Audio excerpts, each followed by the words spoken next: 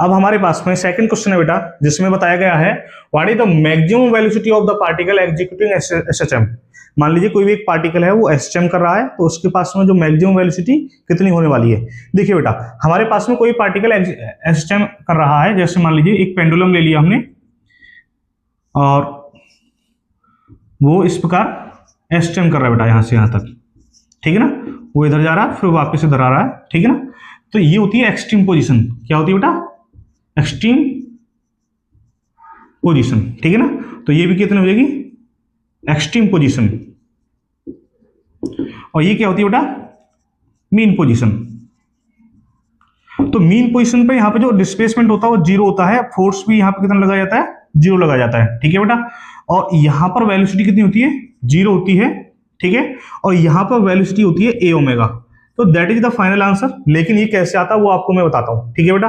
तो यहां पर भी वेलोसिटी जीरो होगी, वेलोसिटी जीरो यहां पर भी होगी, क्योंकि देखो जैसे मान लीजिए ये जो पेंडुलम है, पेंडुलम को हमने यहां से स्ट्रेच किया थोड़ा सा, ठीक है ना। यहां से स्ट्रेच किया है तो यहां से हम रिलीज करेंगे इसको, ठीक है। जब इसको रिलीज करेंगे तो बेटा यहां पर जो उसकी वेलोसिटी होगी वो जीरो रहने वाली है। तो यहां से जब जाएगी तो स्पीड इंक्रीज होगी धीरे धीरे, ठीक है ना। सबसे मैक्सिमम यहां पर रहने वाली है, फिर यहां पर डिक्रीज होती जाएगी। तो डिक्रीज हो जाएगी, यहां पे वेलोसिटी कितनी हो जाएगी? जीरो हो जाएगी, ठीक है ना।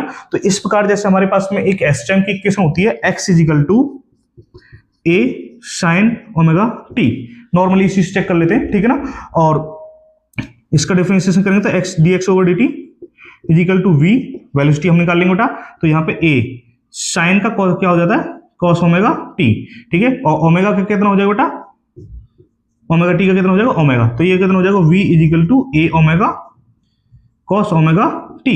अब मैक्सिमम वेलोसिटी देखो हमें मैक्सिमम वेलोसिटी निकालनी है, तो मैक्सिमम वेलोसिटी के लिए ये वाला जो टर्म है वो कर देंगे 1, ठीक है बेटा। 1 हो जाएगा बेटा ये। तो v इजिकल टू कितना हो जाएगा? a omega.